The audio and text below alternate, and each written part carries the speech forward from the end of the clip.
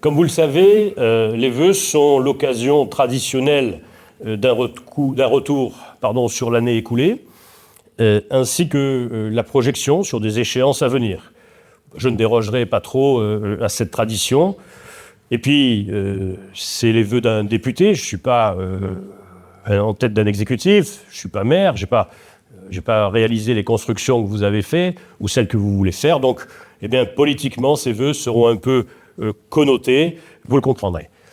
Il est très tôt pour savoir de quoi 2025 sera faite.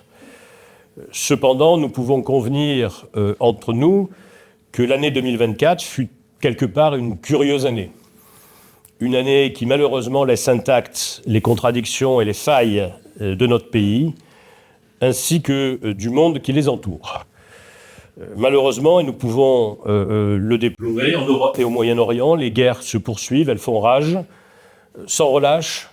Chaque jour, elles sont le lit de drames, de démolitions, de sang, de morts, de mutilations, et elles sont l'incarnation du malheur. Mes pensées vont en premier lieu aux victimes, à toutes les victimes de ces guerres noyées d'injustice et d'incompréhension.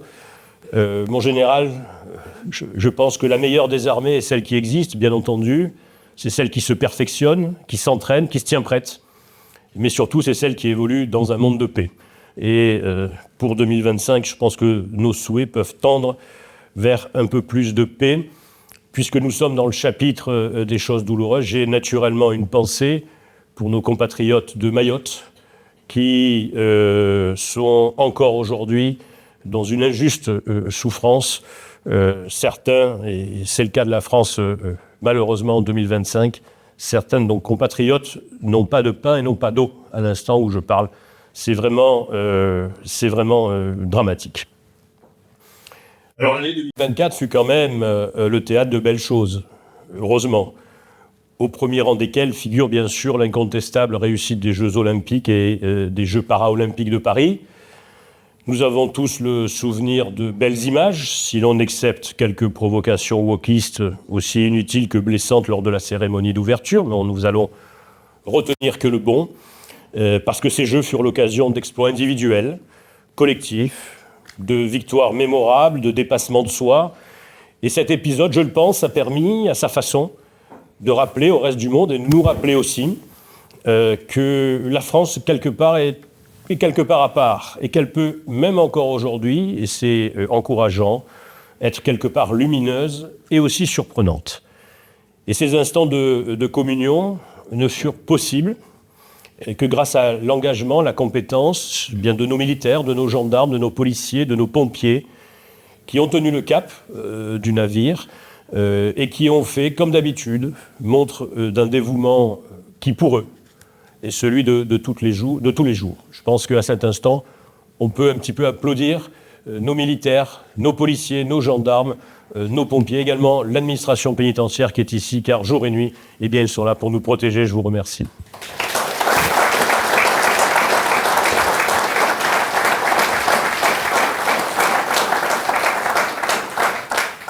Pour ceux qui suivent mes actualités, qui ouvrent les mails, vous savez que à nos militaires, à nos forces armées, à nos policiers, à nos forces de sécurité civile et bien sûr à nos gardiens de prison, vous savez qu'ils trouveront toujours en moi, en mes actions de parlementaire, un de leurs plus ardents défenseurs. Et bien entendu, je continuerai dans le cadre de mes missions et de mes délégations.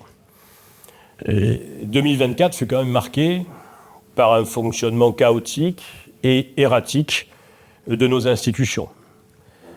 Il s'agit d'un mauvais signal.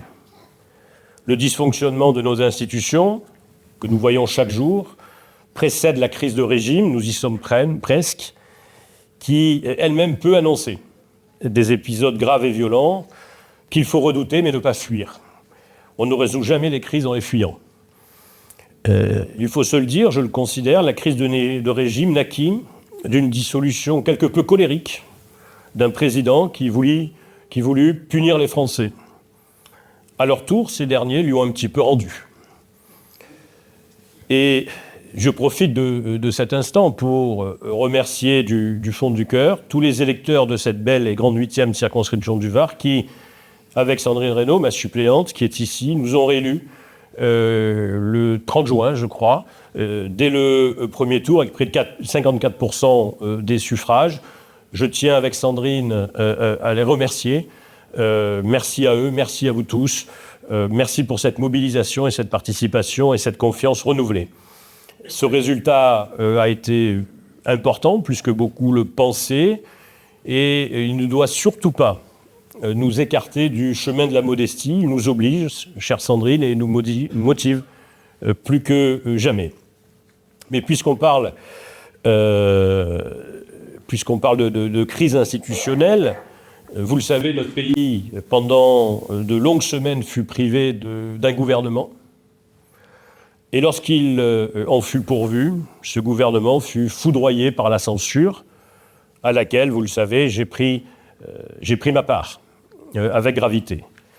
J'entends vous livrer, parce qu'on a eu beaucoup d'entretiens, de discussions, de doutes, j'entends vous livrer mon sentiment sur cet épisode avec, à présent, quelques semaines de recul.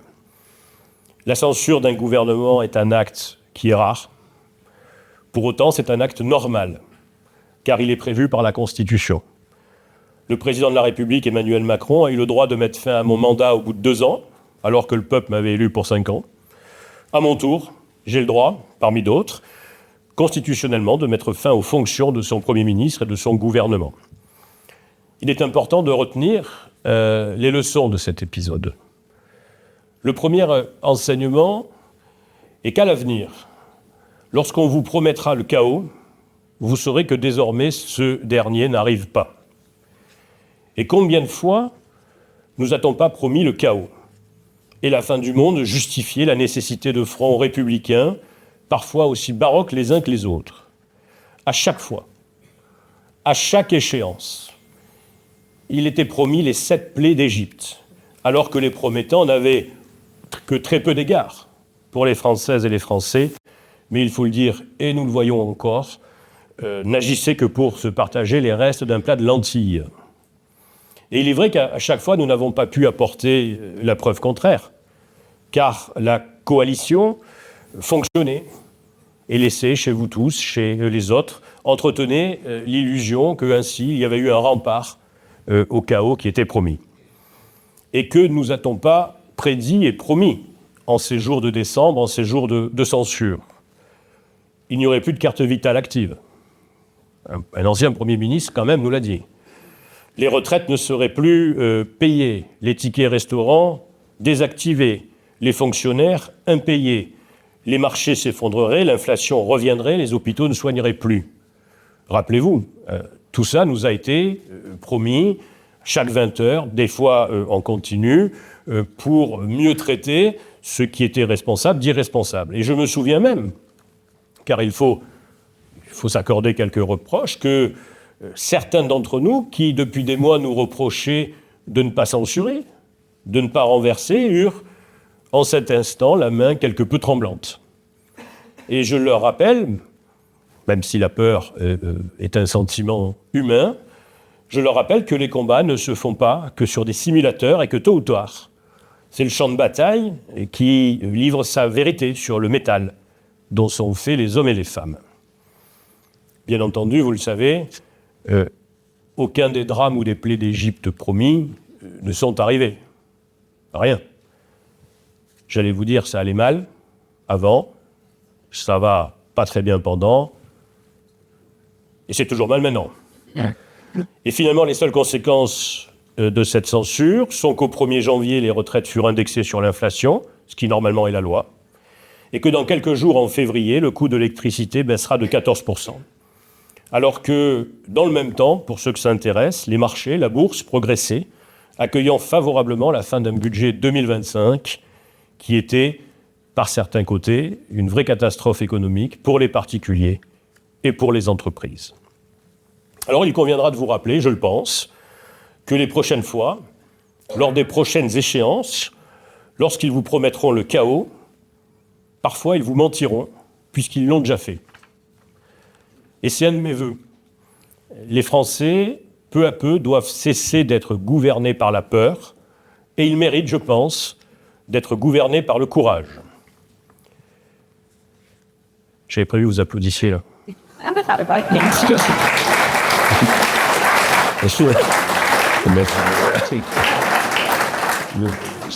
Bon, je plaisante. Bien sûr, je n'ignore pas que notre économie ne se porte pas bien. Elle est affectée depuis longtemps par des constantes qui sont mauvaises et que nous connaissons tous. L'instabilité politique n'est pas un bon signal économique, c'est sûr. Je pense qu'il en ressort, mais c'est le côté politique de mes vœux, et je ne veux naturellement choquer la sensibilité de personne. Mais je pense que cette instabilité ressort de la responsabilité du président de la République, qui en un an a dissous son Assemblée nationale, a consommé 4 premiers ministres et a usé près de 150 ministres et sous-ministres. Alors je ne lis pas dans le mar de café, naturellement, mais quelques signaux m'indiquent que l'année 2025 devrait, elle aussi, connaître à nouveau la censure. Nous verrons. Il ne faudra pas avoir de scrupules, surtout lorsqu'on voit ce que, à l'international, devient notre pays. Notre pays, ces jours-ci, est humilié par une dictature corrompue en Algérie, qui se confond dans une repentance décolonialiste pour laquelle nous tous n'y sommes pour rien. Nous sommes humiliés non pas par un peuple, mais par une dictature qui l'a servi. Et je pense que d'urgence, il faut, ce sera dans la balance, vraisemblablement dans la balance politique, il faut dénoncer les accords de 1968 qui permettent à des dignitaires corrompus de venir se faire soigner gratuitement en France, pendant que les Français croupissent des heures dans nos services d'urgence. Je le dis étant fils, petit-fils, arrière-petit-fils de Pieds-Noirs, et j'ai peine à oublier que, au sein de ce gouvernement, monsieur le garde des Sceaux, monsieur Darmanin, a fleuri à Alger un monument en hommage aux terroristes du FLN, et que les 5 juillet, il n'a jamais un mot pour les massacres d'Oran, lieu de mutilation de centaines de nos compatriotes et de nos frères harkis.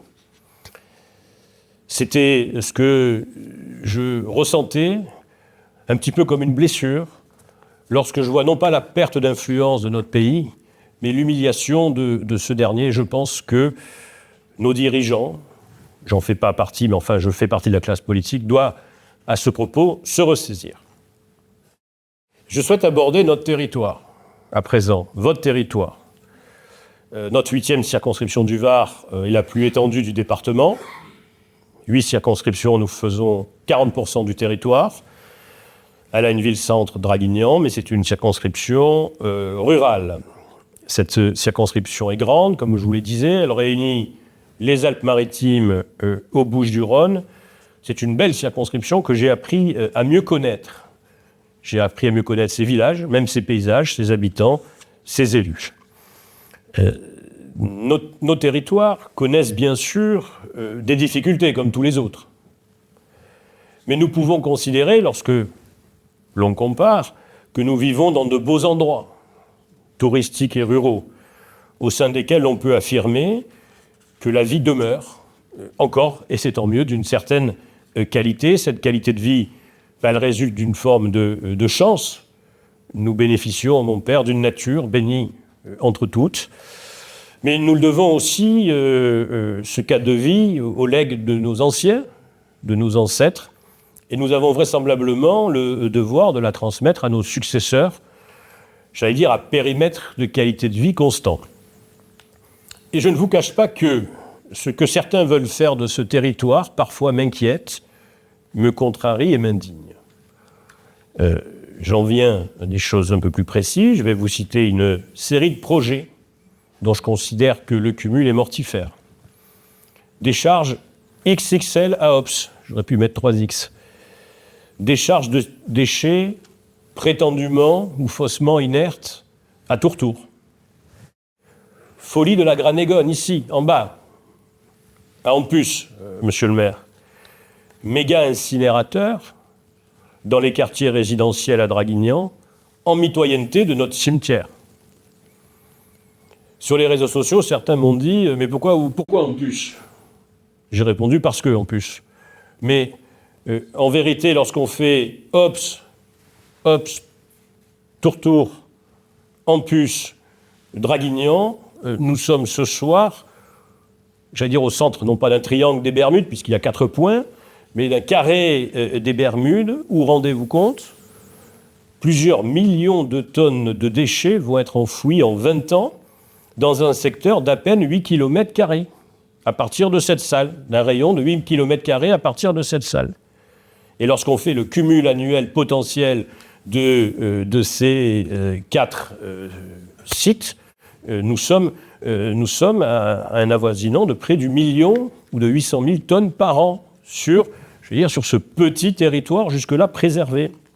Alors je considère que, par leur attitude têtue, certains tournent le dos à ce que nous sommes et de là où ils viennent, et ils devront d'une façon ou d'une autre en assumer une responsabilité. Et je n'oublie pas, puisque nous avons des amis du pays de faïence, qui est cher à mes yeux, la décharge aussi au bord du lac de Saint-Cassien, même si ce sujet est moins aigu et prend une meilleure tournure ces temps-ci. Mais tous ces projets dont, en réalité, aucun n'est abandonné. On essaie de modifier les périmètres pour faire passer les choses. Tous ces projets se caractérisent par une absence de concertation, par un surdimensionnement hallucinant. On est bien au-delà de nos besoins, hein, par la dégradation de nos conditions de vie, de notre santé, de nos patrimoines, et puis, il faut le dire, par la satisfaction d'intérêts privés et monopolistiques au détriment des contribuables, puisqu'à la sortie, nous serons pollués, mais nous paierons. Alors je pense que, mes amis, la coupe est pleine. Je le dis, ce ne sont pas les écologistes de carton ou de salon, j'en connais malheureusement, qui vous aideront. J'ai saisi le ministre, le représentant de l'État, d'une demande de moratoire, qui serait un lieu de concertation et de dialogue pour qu'on puisse aborder globalement tous ces projets, et non pas individuellement, pour que l'on se rende compte ailleurs que loin d'ici, sur une carte avec un costume gris, que les choses ne vont pas, qu'on ne peut pas imaginer une telle concentration dans un petit périmètre, qui est un périmètre touristique, rural et habité. Contrairement à ce qui a pu être indiqué dans les médias, je n'ai eu aucune réponse.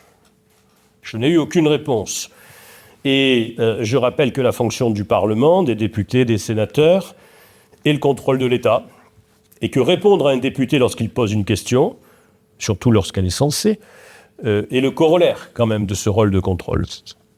Alors, pour 2025, pour nos cadres de vie, pour également les patrimoines, parce qu'il faut se mettre à côté de gens qui s'endettent dans un lotissement pour 30 ans et qui, au bout de 5 ans, voient leur bien qui ne vaut rien, ou quasiment plus rien. Donc, ce n'est pas une sanction normale pour une vie de travail.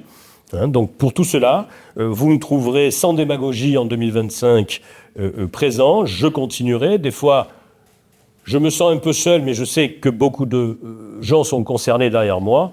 Et soyez assurés de ma conviction, parce que de Vinon-sur-Verdon jusqu'à Tanneron, le Haut-Var ne sera pas la poubelle du Sud. Voilà, il faut un petit peu que ça s'arrête. Voilà pour la circonscription. Je déroule un peu, je ne voudrais pas être trop long non plus. On sait que 2025 peut être une année électorale, en cas de nouvelle dissolution de l'Assemblée nationale. Le top départ, je le dis à mes amis qui m'ont aidé à tout installer ce soir, le top départ, ça peut être le 10 juin au matin. On verra, on se tiendra prêt. Mais elle sera aussi une année de préparation pour les échéances électorales à venir. Et notamment, je sais que certains sont impatients de me voir aborder ce sujet, d'autres moins, mais notamment les élections municipales. Les résultats que nous avons réalisés dans la totalité, c'est la totalité dont il s'agit, des villes et des villages de cette circonscription, nous autorisent, bien sûr, à vouloir, et peut-être à pouvoir, peser sur des scrutins. Alors, il ne faut pas comparer, identifier et considérer les différents scrutins à une même nature. Chaque scrutin est différent.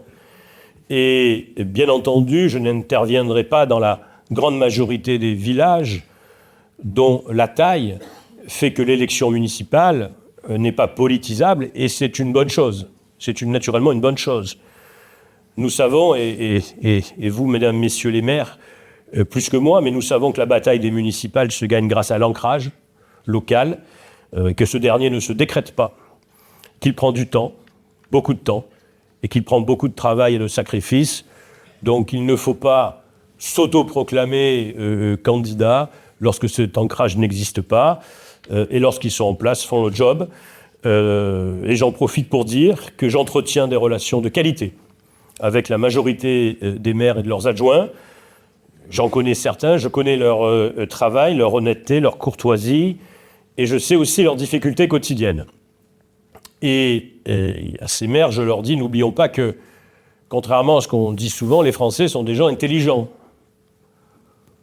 Ils réalisent toujours un bon maire. C'est je pense, une évidence de bon augure pour vous, mesdames et messieurs les maires ici présents, mais aussi pour bien d'autres ailleurs. Mais, il y a toujours un mais. La situation n'est pas la même partout. Et certaines villes ou certains villages ne réussissent pas ou réussissent moins. En 2025 et dès 2025, un choix différent leur seront donc proposés, ensuite logique des scrutins récents. Vous voulez un exemple ? Oui. Non, mais comme vous voulez. Allez, au hasard, Draguignan. Ville. Oui, applaudissez, Draguignan, quand même.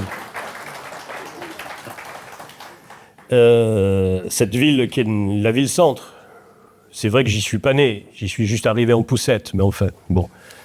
Draguignan fait partie, il ne s'agit pas de savoir pourquoi maintenant, mais des zones de non-réussite. Cette ville se communautarise, cette ville se clochardise, malheureusement. Elle a totalement abandonné les sujets de la sécurité, totalement. Et on a l'impression que, depuis une ou deux inaugurations, chères et emblématiques, elle avance sans cap réel, comme si le temps s'était arrêté. Et vous le savez, mesdames, messieurs les maires, le temps ne peut pas s'arrêter, autrement on recule à une très très grande vitesse.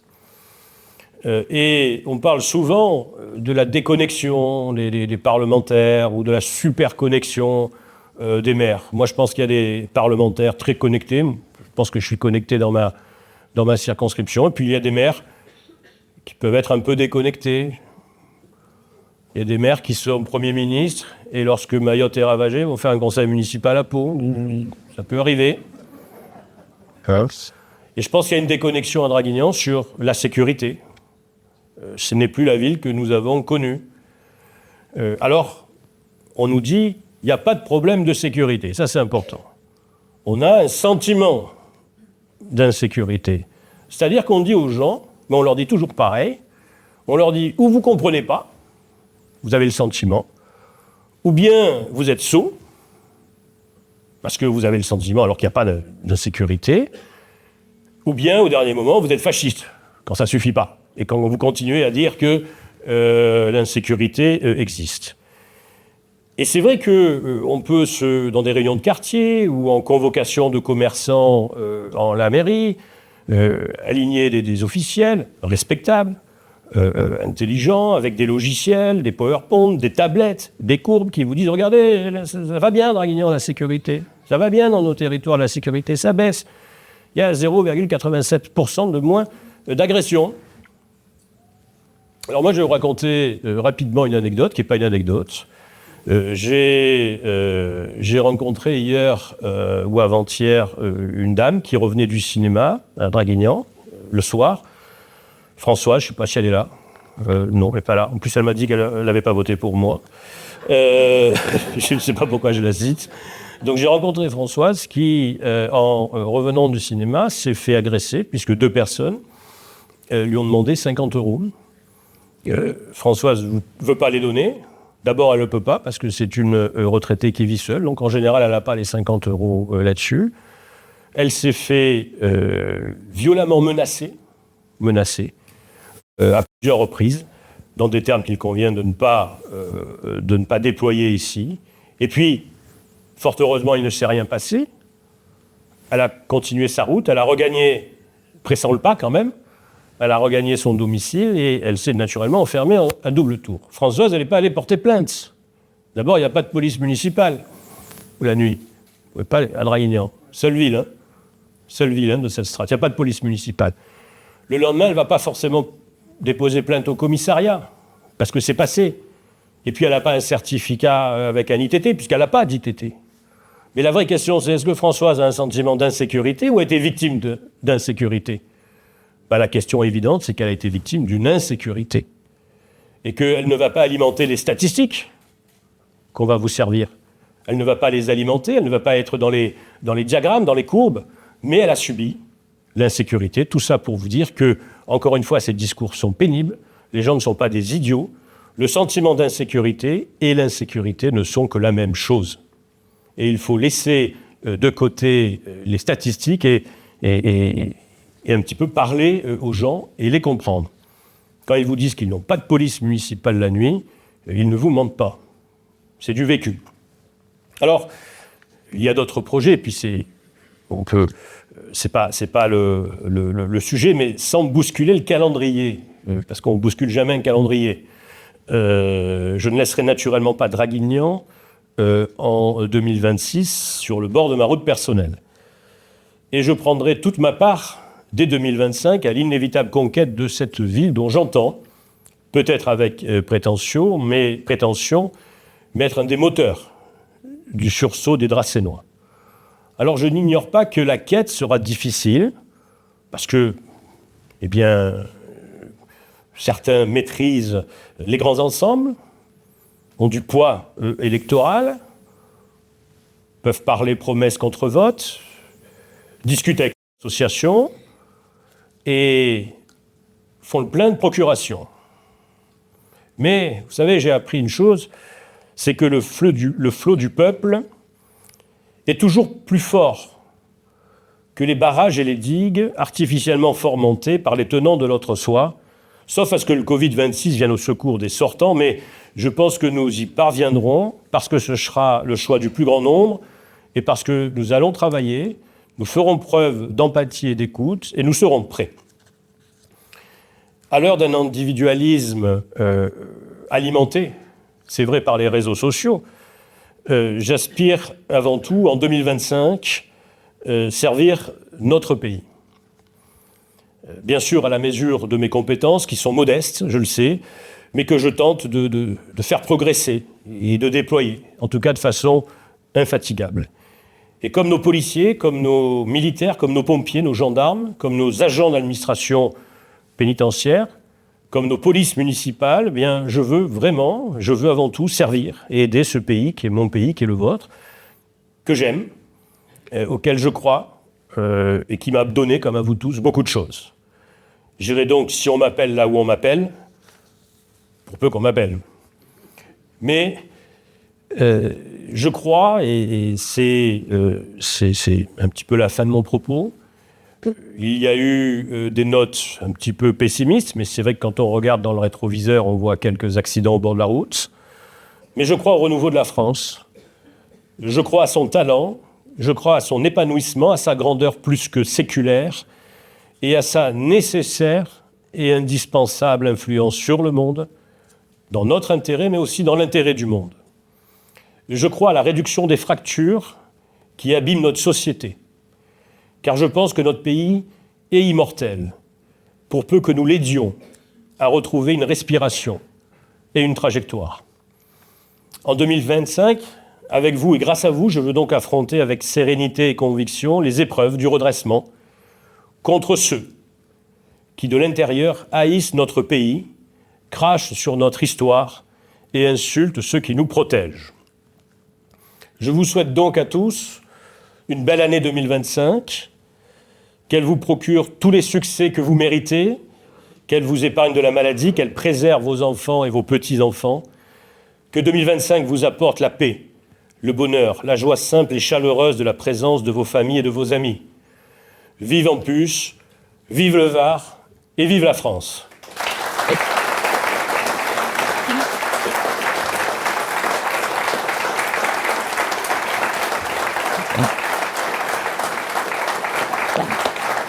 Merci.